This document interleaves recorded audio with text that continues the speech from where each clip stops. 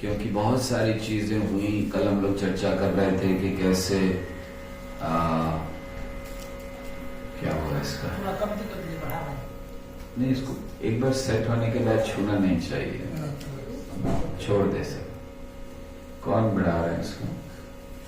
जैसा था पहले वैसा ही ठीक है। ओके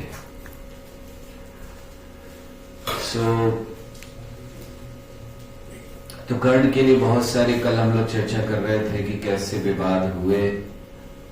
और एक विवाद था कि उसको जब मारा कर्ण को, अभी भी आवाज थोड़ी क्लियर नहीं आ रही, पहले ठीक था, शुरू हुआ था।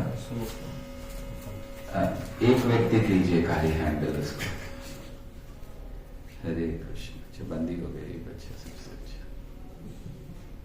हरे कृष्ण कृष्ण कृष्ण हरे हरे, हरे राम राम राम हरे हरे।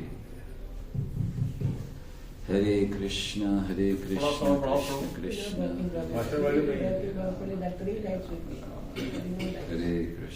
हरे कृष्ण कृष्ण कृष्ण हरे हरे। हरे राम राम राम हरे हरे। हरे कृष्ण कृष्ण कृष्ण हरे हरे। हरे राम राम राम। अभी ठीक है प्रभु, अब टच मत करो, छोड़ दो, कुछ भी साउंड बराबर। हरे कृष्ण, ठीक है। हमें याद आ रहा था कि हम लोग जब छोटे थे तो हमारे घर में ब्लैक एंड व्हाइट टीवी होता था और उसका एक एंटीना लगाते थे ऊपर। अभी तो आप लोग कोई देखते ही नहीं है वो। किसी ने देखा है कभी अपनी लाइफ में? हाँ, सबने देखा। एडजस्ट सो क्या होता था कि एक ऊपर जाता था व्यक्ति एंटीना ठीक करने के लिए, और हम लोग वहां उसका चैनल ठीक करते थे और उसमें ऐसे घुमाना होता था, खर खर खर खर आता रहता था, ऐसे ऐसे आता रहता था। फिर एकदम अचानक फोटो आ जाती थी तो सब चिल्लाते थे, बस बस छोड़ दो, ऐसे ही छोड़ दो, अब हाथ नहीं लगाना। तो प्रभु जी जो बोल रहे थे कि बस छोड़ दो भी, हाथ नहीं लगाना, में वही याद आ रहा था कि एंटेना सेट हो गया, चैनल सेट हो गया, अब हाथ नहीं लगाना।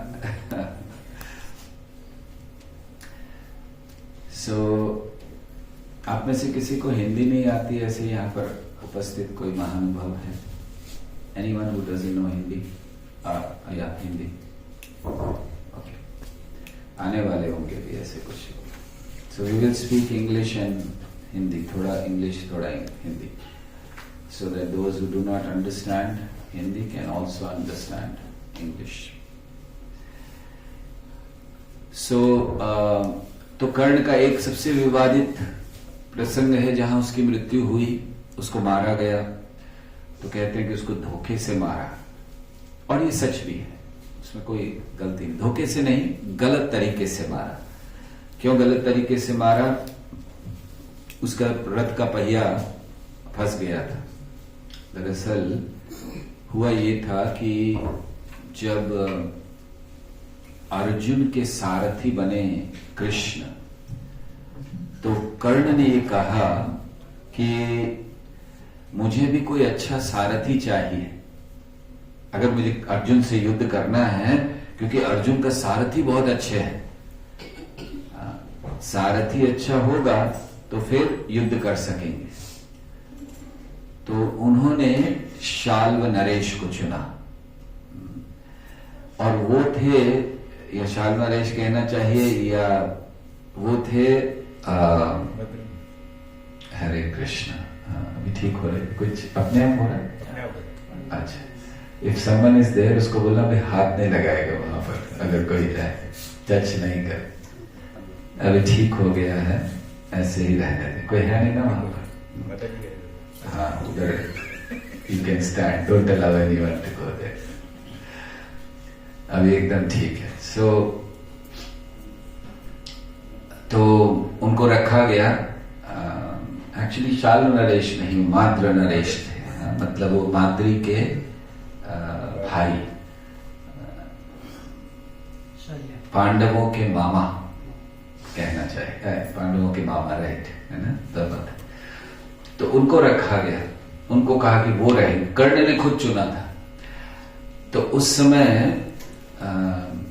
जब युद्ध प्रारंभ होने वाला था, तो बहुत सुंदर वर्णन है उसका कि युद्ध प्रारंभ होने वाला था। भगवत गीता बोल दी श्री कृष्ण ने, तो भगवत गीता हो गई, अब तो युद्ध होना है, अर्जुन तैयार हो गए। लेकिन सबने देखा कि युधिष्ठिर ने सब कुछ कवच अवच निकाल दिया, अपना धर्म जो शस्त्र थे रख दिए और ऐसे नंगे पांव भागे कौरवों की ओर। तो सबने सोचा कि हो गया अभी इसको तो, क्योंकि युधिष्ठिर पहले से कह रहे थे कि हमें समझौता करना है, we want to have a compromise, we don't want to fight, why should we fight, so let's have a compromise. So everyone thought that now Yudhishthira is running to have a compromise, he doesn't want to fight, युद्ध नहीं करना चाह रहे हैं और अब वो समझौता करने के लिए भाग रहे हैं। तो युधिष्ठिर गए, उन्होंने जाके भीष्म से कहा, सबके सामने भीष्म से कहा कि हमें वन में जाने की आज्ञा दीजिए, we want to go to the forest. Bhishma ने कहा पागल हो गए, शंख बज चुका है, युद्ध शुरू होने वाला है, क्षत्रिय थोड़ी भागते हैं युद्ध से, तो युद्ध शुरू होने वाला है। And then Bhishma realise, Bhishma को समझ में आया कि दरअसल युधिष्ठिर महाराज सरकास्टिकली, ताना मारना बोलते हैं ना हिंदी में, वो ताना मार रहे थे कि हम ना चले जाते हैं। क्यों चले जाते हो? तो इसलिए कि ये युद्ध हम जीत नहीं सकते जब तक आप जीवित हैं। As long as you are alive, we cannot win. और आप मरेंगे नहीं, क्योंकि आपको इच्छा मृत्यु का वरदान है, तो आप मर नहीं सकते। तो आप मरेंगे नहीं, हम जीतेंगे नहीं, युद्ध लड़े ही क्यों हम, जब हमें पता नहीं जीतना है तो हम चले जाते हैं। दरअसल युधिष्ठिर ताना मार रहे थे कि आप गलत स्थान पर हो, अधर्म का साथ दे रहे हो, आपको वहां नहीं हमारे साथ होना चाहिए था। तो भीष्म ने कहा कि अगर तुम मेरे पास नहीं आते तो मैं तुम्हें श्राप दे देता, लेकिन तुम आए हो इसलिए वरदान देता हूं, विजयी भव। किसको कह रहे विजयी भव? अभी युद्ध करने अभी युद्ध शुरू नहीं हुआ है, उसके साथ युद्ध करना है, शत्रु है वो, और उसको कह रहे विजयी भव। तो बस आशीर्वाद चाहते थे युधिष्ठिर। फिर वो बड़ी नम्रता से द्रोणाचार्य के पास गए। द्रोणाचार्य ने भी कहा तुम मेरे पास आए, अगर नहीं आते तो श्राप दे देता, आए हो विजयी भव। दुर्योधन को एक भी व्यक्ति ने नहीं कहा विजयी भव, तो उनको कहा। तो ऐसे उस समय वो गए थे मात्र नरेश के पास, अपने मामा के पास आशीर्वाद लेने। हालांकि वो उनकी तरफ से दूसरी तरफ से लड़ रहे थे, तो गए आशीर्वाद लेने। तो उन्होंने कहा बोलो क्या क्या चाहते हो, क्या मांगा? बोले कि आगे चलकर आपको कर्ण, क्योंकि वो बहुत अच्छे सारथी थे इसलिए उनको पता था कि वो बोलेंगे, तो आगे जाकर कर्ण आपको सारथी बनाएंगे। तो बस इतना चाहते हैं कि जब आपको कर्ण सारथी बनाए तो आप उसका मनोबल गिरा देना, मतलब उसको ऐसी ऐसी बातें बोलना कि वो बेचारा दुखी हो जाए। तो उन्होंने कहा ठीक है, ये मैं तुम्हारे लिए करूंगा, वचन दिया था। तो अब क्या हुआ, जब कर्ण को युद्ध करना था, पहले तो कर्ण ने 10 दिन तक युद्ध नहीं किया 18 दिन में से, क्योंकि कर्ण भीष्म का बहुत बड़ा विरोधी था। भीष्म को देखिए एक चीज थी, दुर्योधन को एक बात बहुत अच्छे से पता थी कि अगर मैंने युद्ध जीतना है तो एक ही व्यक्ति है जो मुझे युद्ध जिता सकता, वो है भीष्म। उसको कर्ण पर भी विश्वास नहीं था कि कर्ण जिताएंगे। इसका प्रमाण भगवत गीता के पहले अध्याय में आता है। पहले अध्याय में दुर्योधन जब द्रोणाचार्य के पास गए और वो बातचीत कर रहे हैं, राजा वचनम अब्रवीत पश्यताम पांडुपुत्राणाम आचार्य महतिम चमूम, ये सब बोल रहे हैं वो। तो सब बोलने के बाद अपनी सेना का, उनकी सेना का वर्णन करने के बाद क्या कहते दुर्योधन? दुर्योधन कहते हैं कि आप सब लोग जहां भी हैं अपने अपने स्थान में रहकर भीष्म रक्षितु, भीष्म की रक्षा कीजिए। उसने ये नहीं कहा मेरी रक्षा करो, उसने कहा नहीं द्रोण की रक्षा करो, उसने कहा नहीं भीष्म की रक्षा कीजिए। क्यों? क्योंकि वो जानता था कि केवल भीष्म हैं जो मुझे युद्ध जिता सकते हैं। और ये एक कारण था कि भीष्म दुर्योधन की तरफ से लड़े, क्योंकि महाभारत के विवादों में एक विवाद ये भी आता है कि भीष्म इतने महान भक्त होते हुए कृष्ण के विरुद्ध कैसे लड़े। वो तो बहुत ग्रेट भक्त हैं, 12 महाजनों में से एक है भीष्म। भागवत में 12 महाजनों के नाम दिए गए हैं, स्वयंभू, नारद, शंभु, कुमारो, कपिलो, मनु इत्यादि। तो उनमें भीष्म का भी नाम है, जनको भीष्म इत्यादि। तो भीष्म 12 महाजन होते हुए भगवान के विरुद्ध कैसे लड़ सकते हैं? तो कारण ये था कि भगवान ने कभी उनको कहा ही नहीं कि तुम हमारी तरफ से युद्ध लड़ो। अगर एक बार कहा होता भीष्म को कि उधर से नहीं हमारी तरफ से लड़ो, भीष्म ऐसे ही भाग कर आ जाते। उनको कोई चिंता नहीं थी अपनी प्रतिज्ञा की, अपने मान सम्मान की। ये तो लोग कहते हैं कि वो प्रतिज्ञाबद्ध थे, इसीलिए वो उनकी तरफ से युद्ध लड़ रहे थे। नहीं, भीष्म कृष्ण की इच्छा के कारण, क्योंकि कृष्ण को पता था अगर मैंने भीष्म को वहां से हटा दिया तो फिर दुर्योधन युद्ध नहीं करेगा, और इसलिए वहां रखा हुआ था। कर्ण को भगवान ने 2 बार कहा कि तुम हमारी तरफ आ जाओ, कर्ण ने नहीं सुना। पहली बार जब शांति दूत बनकर गए श्री कृष्ण, तो शांति दूत बनकर गए और श्री कृष्ण ने वहां पर भी, when he went to Hastinapur as messenger of peace, so he told Karna, after everything failed, he told Karna, you are son of Kunti, आप कुंती के पुत्र हो, आप हमारी तरफ से युद्ध करो, मैं आपको वचन देता हूं कि युधिष्ठिर आपको राजा बनाएंगे, so you'll get the entire kingdom। तो क्या कहा कर्ण ने? कर्ण ने भगवान से कहा कि मैं जानता हूं कि इस युद्ध का परिणाम क्या होगा। उन्होंने कहा मैंने ड्रीम देखा है, मैं कई बार काफी दिनों से ड्रीम देख रहा हूं, और मैंने ड्रीम में देखा है कि केवल पांडवों को छोड़कर बाकी सब मरने वाले हैं। ये कौन कह रहे हैं? कर्ण कह रहे हैं। मैंने देखा है और मैं जानता हूं, केवल इसलिए क्योंकि आप उनकी तरफ हैं इसलिए उनका कुछ नहीं होगा, मैं देख चुका हूं। तो फिर भगवान ने कहा बहुत अच्छा है, फिर तो चलो आ जाओ, जब तुम्हें पता है कि वो लोग हारने वाले हैं तो क्यों उनकी तरफ से लड़ रहे हो, यहां से लड़ो। तो कर्ण ने एक बात और कही। कर्ण ने कहा देखिए मैं नहीं आऊंगा, लेकिन मैं आपसे एक वचन चाहता हूं, आपने मुझे बताया आकर कि मैं कुंती पुत्र हूं, ये युधिष्ठिर को मत बताइएगा जाकर। क्यों नहीं बताना? उन्होंने कहा युधिष्ठिर को बताएंगे ना तो जैसे ही जीतेगा अगर, तो वो अभी भी सारा राज्य मुझे दे देगा। वो लड़ेगा और लड़ेगा, लड़के जीतेगा, तुरंत मुझे दे देगा राज्य, जैसे उसको पता चलेगा कि मैं कुंती का सबसे बड़ा पुत्र हूं। तो भगवान ने कहा अच्छी बात है ना, तुम्हें दे देगा। बोला नहीं, क्योंकि मुझे देगा तो मैं दुर्योधन को दे दूंगा। तो उसको बोलिए ये बात, ये हुआ। मतलब जानते हुए कि चीजें क्या अच्छी हैं क्या सही नहीं है, उसने पालन किया। तो उसने भगवान को मना कर दिया कि मैं युद्ध मैं आपकी तरफ से नहीं करूंगा, हालांकि मैं जानता हूं कि ये गलत कर रहा है, मैं जानता हूं कि ये सब हारने वाले हैं, लेकिन मेरी मित्रता इन सबसे बड़ी है। तो देखिए जीवन में किस चीज को महत्व देना चाहिए ये हमें जानना चाहिए। कर्ण ने अपनी मित्रता को ज्यादा महत्व दिया, कृष्ण की भक्ति को नहीं। कभी भी जीवन में हमें ऐसे कार्य नहीं करने चाहिए, ऐसी प्रतिज्ञाएं नहीं लेनी चाहिए जिनके जो हमारी भक्ति में आड़े आ जाए। ऐसी प्रतिज्ञा का कोई लाभ नहीं है। What is the point if we take a vow which is obstructing our devotion? Better not to have such vows. तो ऐसी प्रतिज्ञा लेना और जिससे भक्ति ना आगे बढ़े।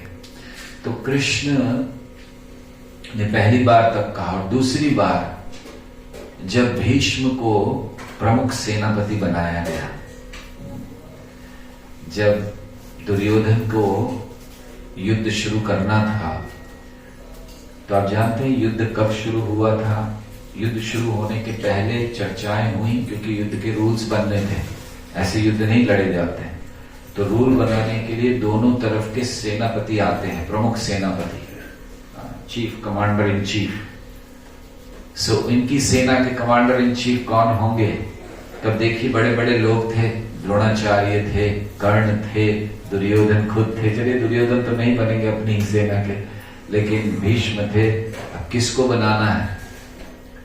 तो दुर्योधन ये जानता था कि अगर मैंने भीष्म को नहीं बनाया, क्योंकि वो इतने वरिष्ठ हैं, इतने बड़े हैं, उनको कह दिया कि जाके कर्ण के अंदर में लड़ो तो छोड़ के चले जाएंगे, तो इसीलिए उन्होंने भीष्म को बनाया। भीष्म को कमांडर इन चीफ बनाया। भीष्म ने प्रतिज्ञा ली थी कि मैं हर रोज 10,000 सैनिकों का वध करूंगा। Every day I will kill 10,000 soldiers. ये भीष्म की प्रतिज्ञा थी।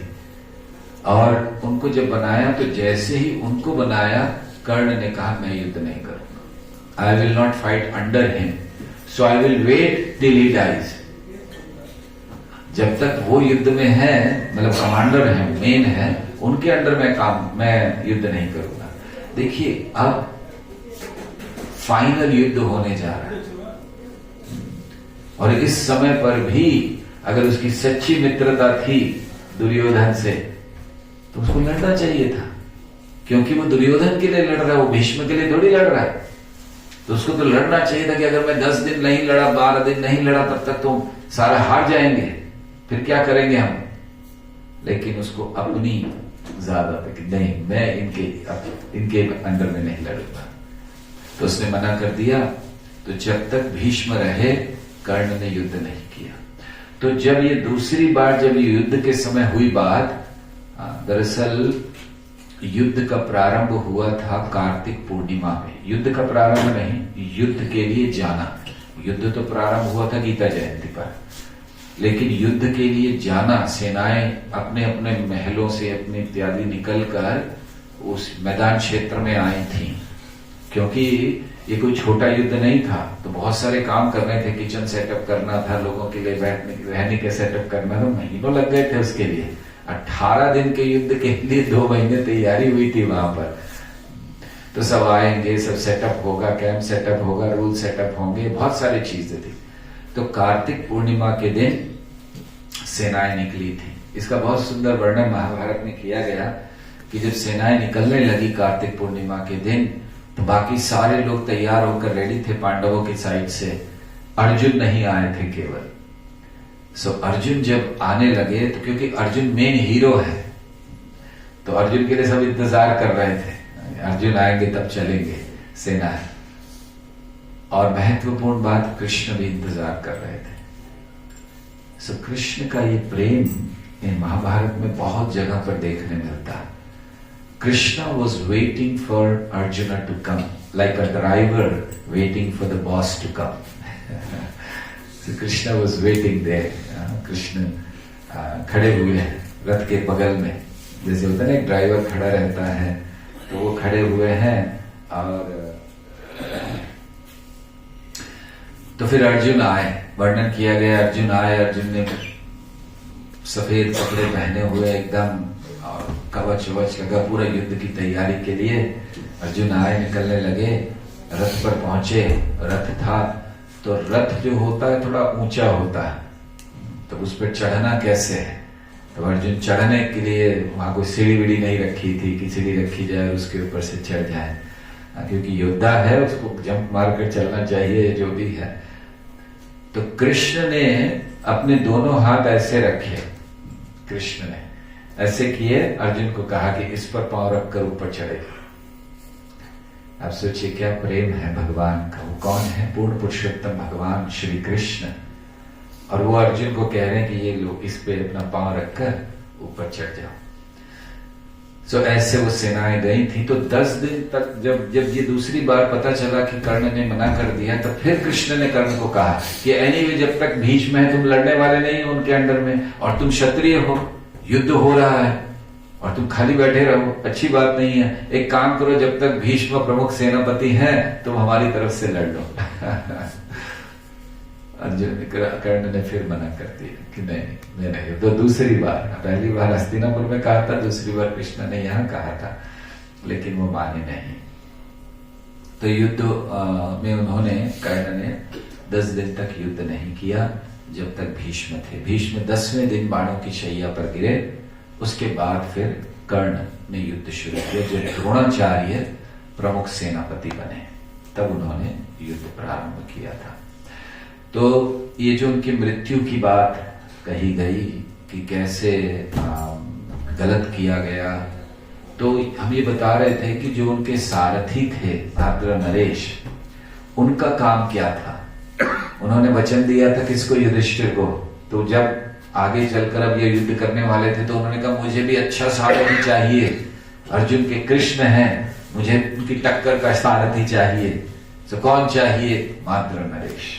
ठीक है, देखिए उनके लिए एक अपमान की बात है, एक राजा को ड्राइवर बना रहे हैं, बहुत अपमान की बात है। वो मना करने वाले थे कि नहीं मैं नहीं, अरे मेरे अंडर में इतने सारे ड्राइवर चलते, मैं ड्राइवर बनूंगा। हाँ, वो भी कर्ण का। लेकिन क्योंकि युधिष्ठिर ने उनको कहा था तो उन्होंने स्वीकार किया कि ठीक है, अच्छा चांस है। तो वो क्या करते थे, कर्ण का मॉरल डाउन करते रहते थे, कुछ कुछ बोलते रहते थे कर्ण को। जैसे जब युद्ध के लिए गए पहली बार कर्ण अर्जुन सामने आए तो आर्द्र नरेश उनको बोलते हैं, कर्ण डर तो नहीं लग रहा ना, सामने अर्जुन खड़े हैं। तो उससे बेचारे को पहले वो डाउट हो, ऐसे ही आए युद्ध कर, उसको मोरल और डाउन हो जाता है, देखो सामने आके डर तो नहीं लग रहा ना। तो ऐसे बहुत कुछ बोलते रहे। और जब पहिया फंस गया उस समय कर्ण के युद्ध करते करते, तो सारथी का काम होता है कि उतर कर वो करे, जैसे कृष्ण ने किया था। जब अर्जुन, वो प्रसंग आता है कि जिस दिन अर्जुन ने घोषणा कर दी कि मैं जयद्रथ को मारूंगा नहीं तो अग्नि प्रवेश कर जाऊंगा। सो उस समय पर जब अर्जुन बस सोच रहा था कि चले चले जल्दी जल्दी कहीं ढूंढ ले सूर्यास्त होने से पहले ढूंढे, तो उस समय कृष्ण ने रथ रोक दिया बीच में। अर्जुन ने कहा क्या हुआ, बोले वो जरा घोड़े थक गए हैं, कुछ पानी पिलाना है। अर्जुन ने कहा ये सब, अरे छोड़ो भगा भाई, नहीं घोड़े कैसे। तो उन्होंने आराम से रथ रोका, घोड़ों को खोल दिया, उनको पानी पिला रहे हैं। और अर्जुन देख रहा है सूरज डूबने वाला है, क्या हो रहा है। तो कृष्ण, मतलब ये सब काम सारथी के होते हैं। तो पहिया फंस गया था कर्ण का, तो सारथी को उतारना चाहिए था। तो उन्होंने कहा आर्द्र नरेश से कि जाइए जरा पहिया निकालिए। अरे मेरा काम नहीं है तुम करो अपने आप ये जाकर, क्योंकि वो तो बैठे इसीलिए थे ये सब करने के लिए। तो फिर तो कर्ण को उतरना पड़ा, क्योंकि प्रश्न आता है ना कि कर्ण खुद क्यों उतर कर पहिया निकाल रहा था, वो उसके सारथी को भेजना चाहिए था। अभी समझिए कोई आदमी जा रहा है, ड्राइवर, अभी टायर पंक्चर हो जाए तो थोड़ी आदमी खुद निकल कर वो टायर तो ड्राइवर को कहेगा तुम निकालो, करो जो भी करना। तो जब वो करने लगे तो अर्जुन उस समय बस तीर मारने के लिए तैयार थे, फिर रुक गए। तो उस समय कर्ण ने कहा ये कैसा धर्म है कि मैं इस समय निहत्था खड़ा हूं, मेरे रथ का पहिया फंसा और तुम मेरे को तीर मार रहे हो। तो अर्जुन रुक गए कि ठीक है आप ये कर लो। कृष्ण ने कहा मारो अभी, तो मारो। अरे अर्जुन भी थोड़ा सा सोचने लगा कि ये how is it, how can I break the rules, how can I follow अधर्मा। तो जब उन्होंने कहा तो कर्ण ने कृष्ण से पूछा, कृष्ण आप कैसे ये अधर्म की बात कर रहे हो, कहां है आपके धार्मिक सिद्धांत। तो उस समय भगवान ने कर्ण से पूछा कि कर्ण आज तुम्हें धर्म याद आ रहा है, आज तुम्हें धार्मिक सिद्धांत याद आ रहे हैं, यू टॉकिंग अबाउट प्रिंसिपल्स। कहां थे तुम्हारे धार्मिक सिद्धांत जब पांडवों को जलाने की बात हुई थी और तुमने उसमें हाँ कहा था। कहां गए थे तुम्हारे धार्मिक सिद्धांत, कहां गए थे तुम्हारे धार्मिक सिद्धांत जब द्रौपदी को तुमने बोला जाकर लेकर आओ द्रौपदी को, अब वो हमारी दासी है, उसको नग्न करने का प्रयास किया। कहां थे तुम्हारे धार्मिक सिद्धांत, कहां थे तुम्हारे धार्मिक सिद्धांत जब द्वैत वन में तुम जाकर दिखा रहे थे पांडवों को कि देखो हमारा कितना ऐश्वर्य है और तुम लोग भिखारी बन चुके हो। तो जब तुमने कभी पालन नहीं किया, तुम्हें आशा नहीं करनी चाहिए कि तुम्हारे साथ धर्म का पालन होगा। ये बहुत सुंदर बात भगवान ने स्थापित की कि अगर हम चाहते हैं कि हमारे साथ अच्छा हो तो हमें दूसरों के साथ अच्छा करना चाहिए। अगर हम चाहते हैं कि हमारे साथ लोग धर्म के आचरण करें, हमें भी धर्म का आचरण करना चाहिए, क्योंकि जिसने धर्म का आचरण नहीं किया वो तो क्रिमिनल हो गया। अभी आप सोचिए, फिर भी कहते लोग कहते नहीं फिर भी भगवान को तो नियम नहीं तोड़ना था। अगर कर्ण ने तोड़ा तो भी ठीक है, भगवान ने क्यों तोड़ा। तो उसका एक सिंपल उदाहरण है कि मान लीजिए एक चोर भाग रहा है और उसको पकड़ने के लिए पीछे पुलिस वाला भाग रहा है। तो चोर गाड़ी चला रहा है 80 किलोमीटर पे, 90 किलोमीटर पे, 100 किलोमीटर पे, और वहां पर बोर्ड लगा 50 किलोमीटर स्पीड लिमिट है। तो उसने नियम तोड़ा। अब पुलिस वाला के नियम पालन करेगा? पुलिस वाला नियम पालन करेगा कि भाई 50 पे जाना है, वो भले 100 पे जा रहा हो, उसको नियम तोड़ने दो, मैं 50 पे जाऊंगा एकदम। कहां से पकड़ेगा 50 पे जाकर? तो उसको क्या करना है? सिंपल है, नियम तोड़ना ही पड़ेगा ना उसको पकड़ना है तो वो भी 100 पे जाएगा, वो 120 पे जाएगा। अगर ये 100 पे जाएगा तो वो 120 पे जाएगा। तब थोड़ी सोचेगा कि नियम क्या है। तो इसीलिए दंड देना हो तो उधर उन्होंने याद दिलाया कर्ण को, और फिर अर्जुन से कहा कि इसको वध करो। तो इस तरह से हुआ। अभिमन्यु को भी याद कराया था, थैंक यू। क्योंकि अभिमन्यु के वध में भी कर्ण था। इतने बड़े बड़े 6 योद्धाओं ने मिलकर अभिमन्यु जैसे अकेले, वो कितने साल का था अभिमन्यु? 16 साल का, उसको मार दिया बच्चे को मारने के लिए। 6 महारथी सब बड़े बड़े लगे हुए, द्रोणाचार्य ये वो सब नियम टूटे। जब तक भीष्म थे तब तक युद्ध के नियम कोई नहीं टूटे थे, लेकिन जैसे ही भीष्म बाणों की चैया पर गिरे सारे नियम टूटने लगे दोनों तरफ से। फिर नियम तोड़े। जैसे नियम था कि रात में युद्ध नहीं होगा, लेकिन पांडवों ने घटोत्कच को बुलाया और घटोत्कच ने रात में युद्ध किया, भयंकर युद्ध, जिसके कारण कर्ण को अपनी जो शक्ति थी उसके पास वो तीर उसको चलाना पड़ा। तो नियम सब तरफ से टूटे। तो अभिमन्यु का भी मरना, तो सोचिए 16 साल का बच्चा युद्ध में मर जाए, तो ये भी क्यों हुआ, और वो भी पांडवों की तरफ से। तो कैसे हम लोग कई चीजों को देखते हैं तो हमारे मन में आता है कि कैसे हो सकता है। पांडव इतने बड़े भक्त हैं, ठीक है, दुर्योधन का लड़का मर जाता 16 साल में, कोई प्रॉब्लम नहीं है, मर गया कोई बात नहीं, क्यों, वैसे ही पापी है, अधर्मी है, तो उसका फल मिलेगा। लेकिन पांडवों का बच्चा क्यों मर गया? तो ऐसे सारे प्रश्न हमारे मन में आते हैं। इसीलिए हम लोगों को शास्त्र बड़े अच्छे से पढ़ने चाहिए, किसी के अधीन रहकर पढ़ने चाहिए, क्योंकि उसमें बताया गया है कि दरअसल जब भगवान आ रहे थे पृथ्वी पर लीला करने, तो देवताओं की एक मीटिंग हुई थी, और उसमें कहा गया कि सब लोग अपने अपने अंशों को भेजिए, सब लोग भेजिए भगवान की लीला में भाग लेने के लिए। तो चंद्रमा थे, चंद्रमा के एक पुत्र थे जिनसे बहुत आसक्त थे चंद्रमा, उसका नाम था वर्चस्व। तो चंद्रमा को जब कहा गया तो उन्होंने कहा कि भाई मैं अपने लड़के को नहीं भेजूंगा, मैं उससे दूर नहीं रह सकता।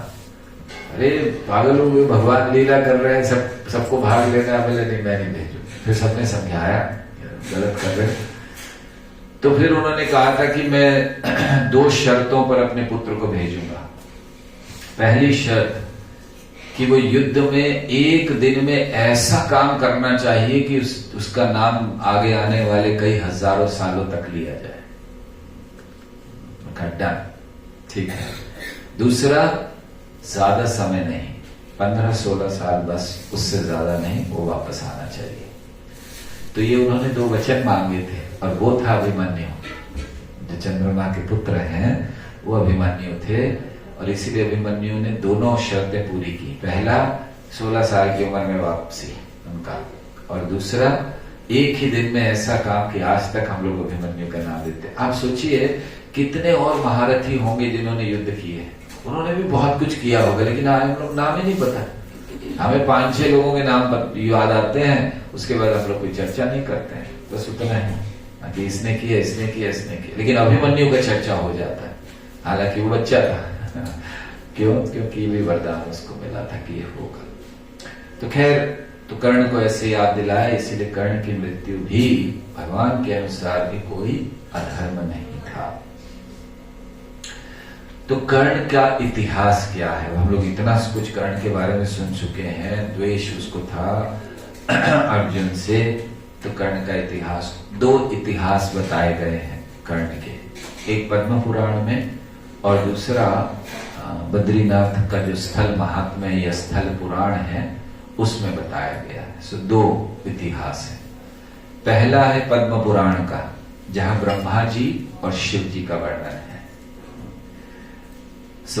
जो पद्म पुराण में वर्णन है कि एक बार ब्रह्मा जी अपनी ही पुत्री के प्रति आसक्त हो गए और भागने लगे उनके पीछे।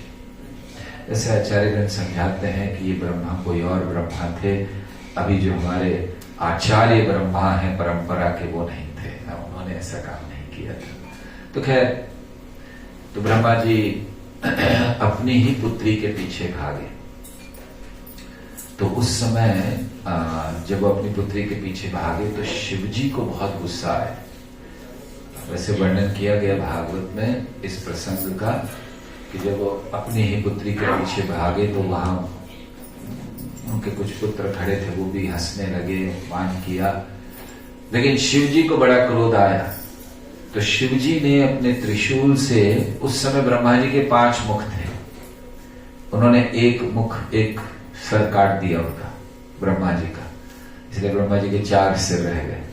तो एक सर काट दिया उनका, गुस्से में भाग कैसे ऐसे कार्य कर सकते हैं। तो फिर उस समय ब्रह्मा जी को बड़ा क्रोध आया और ब्रह्मा जी के क्रोध से उनको पसीना आया और पसीने से एक असुर उत्पन्न हुआ, इसलिए उसका नाम था स्वेद जा। जा मतलब जन्म लिया, स्वेद मतलब पसीने से, तो स्वेद जा। और वो शिव जी को मारने के लिए भागा और शिव जी को भागना पड़ा उससे बचने के लिए, क्योंकि वो शिव जी को ब्रह्मा जी को बहुत गुस्सा आया था, तो क्रोध में था। और जब भागा, ऐसे वर्णन कर रहे हैं, तो भागते हुए ही, क्योंकि वो क्रोध में था और बहुत तेज, उसके 1000 कवच उसके शरीर पर आ गए, 1000 कवच। और फिर वो भागा शिव जी को मारने के लिए। तो शिव जी गए भगवान के पास रक्षा के लिए। भगवान ने अपने शरीर से एक असुर प्रकट किया जिसका नाम था रक्तजा। तो उसने फिर तुरंत इसके साथ युद्ध किया और 999 कवच काट दिए उसके, बस आखिरी बाकी था काट कर उसको मारना। तो उस समय वो सूर्य देव की ओर भागा रक्षा के लिए। तो भगवान ने रक्तजा से कहा कि अब उसको नहीं मारो, छोड़ दो उसको, हम आगे अगले जन्म में उसको मारेंगे। और इसीलिए अगला जन्म जब स्वेदजा का हुआ कर्ण के रूप में, तो वो कुंडल और कवच पहनकर हुआ था। हम लोग महाभारत में जब सुनते हैं कि कवच के साथ हुआ तो कितनी महान बात है, कि ऐसा कैसे हो सकता है, बच्चा कवच के साथ पैदा हुआ। और जब इतिहास सुनते तब पता चलता है पुराना लेकर असुर है, वो लेकर आ रहा है पहले के। तो ऐसे वो कर्ण, इसीलिए कवच के साथ पैदा हुए थे कर्ण। तो वो एक कवच रह गया था पुराना, इसीलिए। ऐसे ही कथा बद्रीनाथ के स्थल पुराण में आती है, प्राय ऐसे है, थोड़ा सा बदलाव है। उसमें कहा गया कि एक असुर था जिसने ब्रह्मा जी से बड़ी तीव्र प्रार्थना की, तपस्या की। ब्रह्मा जी प्रसन्न हुए तो उन्होंने ब्रह्मा जी से वरदान मांगा। जैसे ही ब्रह्मा जी आए, उन्होंने कहा क्या मांगना है? बोले मैं मरना नहीं चाहता। ये जितने असुर होते हैं ना, ये जब भी तपस्या करते हैं थैंक यू, ये जितने असुर होते हैं, ये जब भी तपस्या करते हैं एक ही चीज मांगते हैं। हिरण्यकश्यप ने क्या मांगा था? मरना नहीं चाहता। रावण ने क्या मांगा था? मरना नहीं चाहता। मतलब अगर हम किसी से भी ये कह रहे हैं कि हम मरना नहीं चाहते, तो हमारा आसुरी स्वभाव है क्योंकि मरना तो है ही, तो ये क्यों मांगना कि मरना नहीं चाहते? कब तक बच सकेंगे? So we should be very careful what to ask, and that is why there is a need for us to understand the real importance of tapasya and human life. मनुष्य जीवन और तपस्या का अर्थ समझना है, और उसके लिए बहुत आवश्यक है एक गुरु का आश्रय लेना। नहीं तो जीवन का कुछ समझ नहीं आता। हम अपने मन से जीवन चलाते हैं। We go on living the life the way we want, unless we come to a guru who teaches us how you should live, then you'll be successful. So हमारे लिए बहुत आवश्यक है गुरु को स्वीकार करना। कभी कभी हम लोग अवॉइड करते हैं गुरु को स्वीकार करना है। क्यों? Because we want to be independent. हम स्वतंत्र रहना चाहते हैं। आपको एक उदाहरण देते हैं। हमारे कांग्रेगेशन में बहुत पहले एक डिवोटी थे, बहुत सालों से जप कर रहे थे। तो एक बार हमारे साथ कार में जा रहे थे, तो हमने उनको पूछा, वो ड्राइव कर रहे थे, तो हमने उनको पूछा, प्रभु जी आप इतने सालों से जप करते हो, आप दीक्षा क्यों नहीं ले रहे हो? तो बोले क्या फायदा है दीक्षा लेकर, लोग दीक्षा लेकर पराठे खाते हैं बाहर खड़े रहकर। द वे यू सेइंग कि ऐसे दीक्षा लेकर क्या फायदा है? तो फिर उनका कहना ये था कि प्रभु जी मैंने दीक्षा नहीं लिया है, मैं जो चाहे कर सकता हूँ, कोई मुझे ब्लेम नहीं करेगा। कल को दीक्षा लेने के बाद अगर मैंने कुछ किया ऐसा कुछ, तो लोग कहेंगे कि अरे दीक्षा लेकर ऐसे करते हैं, इसीलिए अच्छा है दीक्षा नहीं लेना। ये भाव सही नहीं है। क्यों नहीं है? क्योंकि हम जिम्मेदारी नहीं लेना चाहते। We don't want to be responsible. That is why we are avoiding taking diksha. We don't want to commit. We don't want to be serious. We are just showing that we are serious. If you are really serious, you should accept a guru. अपनी स्वतंत्रता हम छोड़ना नहीं चाहते। हमें लगता है कि मैं जैसा हूं, डिस्टर्ब मत करो मुझे, मैं अपने हिसाब से भक्ति कर रहा हूं। भक्ति is never performed as per your wish. Bhakti is performed as per Krishna's wish. That is called bhakti. भक्ति किसे कहते हैं? भक्ति उसे कहते हैं कि जो कृष्ण चाहते हैं वो हम करें, ना कि जो हम चाहते हैं। एक बहुत सुंदर प्रसंग याद आ रहा है, हमने कई बार इसको कहा है, विशेष करके रामायण की कथा में, कि जब भरत मिले थे भगवान राम से, तो भगवान राम से मिले तो कह रहे थे चित्रकूट में, चलिए चलिए आप वापस चलिए, आपको अयोध्या का राजा बनना है वगैरह। फिर अंत में कहा आप नहीं चलेंगे तो मैं यहीं अपने प्राण दे दूंगा। ये सब हुआ। और फिर जब जनक महाराज आए और जनक महाराज ने दोनों की बातें सुनी, तो जनक महाराज ने कहा कि भरत का प्रेम जीत गया। और फिर भरत से कहा कि सच्चा प्रेम क्या होता है? भरत से कहा सच्चा प्रेम वो होता है कि जिससे तुम प्रेम करते हो वो क्या चाहता है करो, ना कि तुम क्या चाहते हो। That is called real love. Real love doesn't mean that whatever I want I should do, whatever the person whom I love, what he wants I should be ready to do. और भरत ने इसको स्वीकार किया। और भरत, जिसके लिए रामचंद्र जी से अलग रहना बहुत कठिन था, मृत्यु इच्छी थी, लेकिन राम से अलग नहीं, उन्होंने जाकर रामचंद्र जी के आगे हाथ जोड़े और कहा tell me what you want, आप जो कहेंगे मैं करूंगा। तो इसको कहते हैं प्रेम। इसीलिए भक्ति का अर्थ ये नहीं है कि मैं जो चाहता हूं करूं। भक्ति का अर्थ है कृष्ण जो चाहते हैं वो करें। और कृष्ण क्या चाहते हैं? तद्विद्धि प्रणिपातेन परिप्रश्नेन सेवया उपदेक्षन्ति ते ज्ञानम ज्ञानिनः तत्त्वदर्शिनः। कृष्ण चाहते हैं, Krishna wants that we should approach a spiritual master, we should surrender to a spiritual master. That is Krishna's desire. So इसलिए गुरु होना जीवन में बहुत आवश्यक है। हम लोगों को भक्ति में आगे बढ़ना है तो हमें ये नहीं सोचना चाहिए कि हम जैसे हैं वैसे ही भगवान के धाम जाएंगे, भगवान को ले जाना है ले जाए, नहीं ले जाना ना ले जाए। We should accept a spiritual master. It is a necessity. बहुत आवश्यक है। श्रील प्रभुपाद भक्ति रसामृत सिंधु में 64 अंग लिखते हैं भक्ति के, 64 अंगस, 64 आइटम्स ऑफ डिवोशनल सर्विस। और उसको प्रारंभ करते हैं। तो सबसे पहला है गुरुपाद आश्रय, taking shelter of a Guru. And Prabhupada rights, unless you do this, all other 63 cannot be performed. Simple. Prabhupada writes this. Unless you take the first one, Guru Padashraya, you cannot perform other 63. So if you have to perform bhakti, you have to do that. Prabhupada writes it in Nectar of Devotion. So इसीलिए जब तक हम लोग गुरु के चरणों का आश्रय नहीं लेते हैं, समर्पण नहीं करते हैं, उनके शिक्षाओं के अनुसार नहीं चलते हैं, भक्ति में आगे नहीं बढ़ सकते। फिर चाहे आप जन्मों जन्मों तक जप करते रहिए।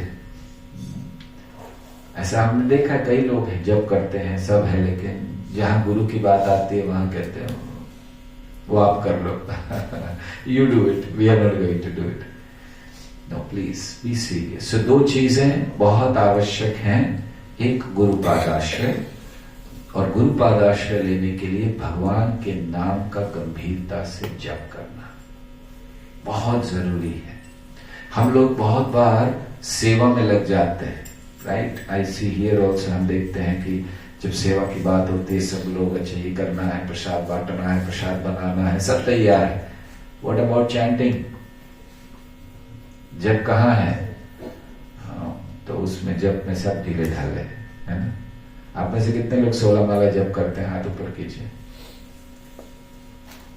हम रोज पूछ रहे हैं, मतलब टोटल अभी तक में नहीं है, डेली।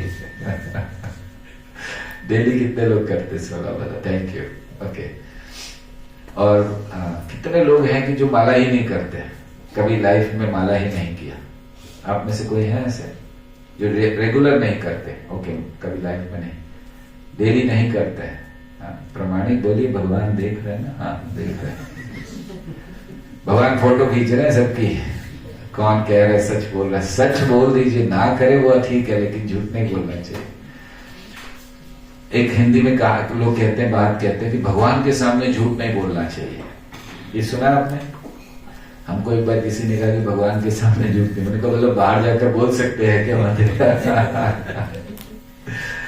और अगर ऐसा है कि भगवान के सामने झूठ नहीं बोलना है, तो कौन सी वो जगह है जहां भगवान नहीं है? आपको ऐसी कोई जगह मिलेगी कि जहां भगवान नहीं है? एक बार एक गुरु ने अपने शिष्यों को फल दिए, 10-12 शिष्य थे, हर एक को एक फल दिया कि जाओ ऐसी जगह पर खाकर आना जहां कोई देखे नहीं। तो शिष्य को इधर घुस गया, कोई उधर गया, कोई बाहर निकला, पेड़ के नीचे, यहाँ वहां, सब खाकर आ गए। एक शिष्य तक वैसे का ऐसे ले आया। उसको पूछा क्या हुआ, तुम्हें कोई जगह नहीं मिली क्या कि कोई देखे नहीं तुम्हें? तो बोले नहीं, मैं जहां भी गया कोई ऐसी जगह नहीं थी। अरे क्यों नहीं था? कहीं छुप जाते, पेड़ के ऊपर चढ़ जाते, यहाँ चढ़ जाते, वहां चढ़। तो बोले भगवान तो सब जगह, वो तो देख ही रहे थे ना। इंग्लिश नहीं बोला। Okay. I'll try, Mataji. Thank you. I saw you, that's why I was thinking now I'll have to speak in English. Yesterday I was speaking in English a bit, but I forgot today. क्या बोल रहे थे आप? Fruit लेके आए हो? हाँ, fruit लेके। So I was just telling a story that a guru gave fruit to the disciples and said, go and eat somewhere where nobody sees you. And he went everywhere and he came back with the fruit. He said, there is no place. Why? Because Krishna is everywhere. So when Krishna is everywhere, people say, भगवान के सामने झूठ नहीं बोलना चाहिए. You should not lie in front of Lord. तो कहाँ पर फिर झूठ बोल सकते हैं बताइए? Which is the place where you can lie? कोई है जगह? मतलब कोई भगवान, Lord is everywhere. Krishna is everywhere. So we should understand this fact. And so these two things, chanting and accepting a guru is a must for our devotional service. So my request, हमारी प्रार्थना आप सबसे, आप में से जो लोग जप नहीं करते हैं, कुछ लोगों ने उठाया हाथ, कुछ ने नहीं उठाया, लेकिन हमें पता है कि दोनों ही जप नहीं करते हैं। केवल जिन लोगों ने 16 माला उठाया वो लोग करते हैं, लेकिन अधिकतर लोग बाकी जप नहीं कर रहे हैं। सो हमारी रिक्वेस्ट है कि आज से जप शुरू करना चाहिए आपको प्रामाणिकता से। और ये जप हमारे लिए है, ये किसी और के लिए नहीं है। It is our personal time with Krishna. आप अगर कृष्ण के साथ व्यक्तिगत समय बिताना चाहते हो, your personal time with Krishna, start chanting. That is your personal time. Who would like to leave? आपको कहा जाए कि ठीक है आप भारत में आए और आपको कहा जाए कि आपको पर्सनल टाइम मिलेगा मिस्टर मोदी के साथ, तो आप बोलोगे देखता हूँ उनके साथ क्या करूंगा मैं, छोड़ो। मैं आप बोलोगे कितने बजे? 12 बजे। आप 9 बजे से खड़े रहोगे वहां पे 3 घंटे पहले से। सो यहाँ कृष्ण के साथ पर्सनल टाइम मिल रहा है एवरी डे, फिर हमें लेना चाहिए। We should chant. हाँ जी, एवरीडे ब्रह्म मुहूर्त में रेडी रहते हैं भगवान। ओ, ब्रह्म मुहूर्त को छोड़ो, किसी मुहूर्त में करो, लेकिन समय करो तो सही। प्रभुपाद कहा करते थे, प्रभुपाद का एक हिंदी प्रवचन है बहुत सुंदर, जहां वो 9 अंगों को, he speaking about 9 forms of devotional service, Prabhupada, Shravanam, Kirtanam, Vishnu, and Prabhupada says, you follow all the 9 processes, 8 processes, at least 7, 6, 5, 4, and then Prabhupada said, एक भी तो करो, do one at least. Krishna will be happy with that. At least follow one process of that. So we come back to Karna. We went away thoda sa detail में. Oh, it's already 9, going to be 9. ये घड़ी आगे चलती थी, सही है। आगे चलती है भाई। आगे चलती है। पीछे है। Oh, it's already 9. That means, oh. 5 minutes more चलेगा? हाँ? 10 minutes. भगवान जी भी खाना नहीं खाते। उनको भोग नहीं लगा, after we also have to wait for bhog, na? Okay, we have to wait anyway. So, continue speaking. So in the Padma Puran, the story of Brahma comes, where Raktaja was killed, and in the Sthala Puran, the story comes, where this demon, he approaches Brahma ji, और ब्रह्मा जी से क्या मांगा उसने? मरना नहीं चाहता। And Brahma said, मुझे भी मरना पड़ता है, because Brahma also has to die. Someone who is supposed to die, how can he give a benediction that don't die? Otherwise he can give first to himself, no? Okay, let me not die. Brahma ji को भी मरना पड़ता है। हिरण्यकश्यप ने भी यही मांगा, तो ब्रह्मा ने कहा मुझे भी मरना पड़ता है, ये नहीं दे सकता, कुछ और मांगो, ask something else. So then he asked, he used his brain. See, these asuras, they have very nice brain. That is why they can make nuclear bombs, etc. So they have very nice brain. So उसने पर दिमाग लगाया, क्या करें, क्या मांगो? तो उसने कहा ठीक है। हमने कभी कुछ दिन पहले एक और बताया था ना कि उसने क्या मांगा था कि लक्ष्मी नारायण अलग करें तब हो, राइट? दिमाग लगाया। तो इसने भी दिमाग लगाया। क्या मांगा? इसने कहा कि आई नीड 1000 कवच, 1000 आर्मर, 1000 कवच मुझे मेरे शरीर पे चाहिए। ब्रह्मा ने ठीक है, तथास्तु, और क्या चाहिए? मेरी मृत्यु तब होनी चाहिए जब ये सारे के सारे कवच कट जाए। ओके, ठीक है। एक कवच को काटने के लिए क्या करना है? तो उसने कहा कि एक कवच को काटने के लिए, जो एक कवच काटेगा उसको कम से कम 100 वर्ष तक तपस्या करनी चाहिए। If he can perform austerity for 100 years, then he gets the power to cut 1 armour. एक कवच काट सकेगा 100 में। लेकिन जो भी व्यक्ति मेरा एक कवच काटेगा उसकी मृत्यु हो जाएगी, ही विल डाई। बहुत अच्छा था ना? If you have to cut, तो फिर आपको 100 साल पहले तपस्या करनी है। 100 साल तपस्या करने के बाद you are qualified to cut 1, और जैसे ही आप काटोगे आपकी मृत्यु हो जाएगी, फिर किसी और को तपस्या करनी है, तो प्रैक्टिकली मरने ही नहीं वाला है, उसने कहा। और ब्रह्मा जी ऑल्सो से तथास्तु। ब्रह्मा ऐसे वरदान देते हैं बिना कुछ सोचे समझे कि ठीक है, because Brahma knows Krishna will manage, उनका विश्वास है। So this was the condition. Now nobody can do anything. And what he did, he started killing all those who were performing austerity. कोई भी अगर कहीं तपस्या करता था तो वो जाके मार देता था। मतलब 100 साल तो भूल ही जाओ, तपस्या ही नहीं होनी है तो कोई भी मार नहीं सकेगा। So he became invincible. अब कोई नहीं मार सकता, क्योंकि और कौन मारेगा? 100 साल तपस्या करके इसका एक कवच काटेंगे और वो मर जाएगा। So then he had to be destroyed. Then Lord appeared as Narayan in Badrinath. Now the trick, because you see, if you want to trick Krishna, Krishna can trick you. कभी कृष्ण को धोखा देने का प्रयास मत कीजिए, क्योंकि फिर जब कृष्ण धोखा देंगे आप सहन नहीं कर पाओगे। और कृष्ण को कौन धोखा दे सकता है? वो हर चीज में श्रेष्ठ है। He is greatest in everything, including stealing. चोरी भी करते हैं तो सबसे ज्यादा बड़े चोर है वो, राइट? इसीलिए उनकी चोरी करने पर एक अष्टकम लिख दिया गया, चौराग्रगण्य Ashtakam. चौराग्रगण्यम, गण्यम, he is the leader of all the thieves। सबसे बड़े चोर है श्री कृष्ण। अब ऐसा मत सोचिए कि प्रभु जी आप कैसे बोल रहे हो, कृष्ण को चोर है। हम थोड़ी बोल रहे हैं, आचार्यगण बोल रहे हैं, शास्त्र बोल रहे हैं, हम तो दोहरा रहे हैं और उनको मजा आ रहा है सुनने में। He is enjoying when he hears that somebody, see when you stand and say त्वमेव माता पिता त्वमेव बंधु त्वमेव, कृष्ण से 4 दिन बाद हमारी टाइम नहीं है।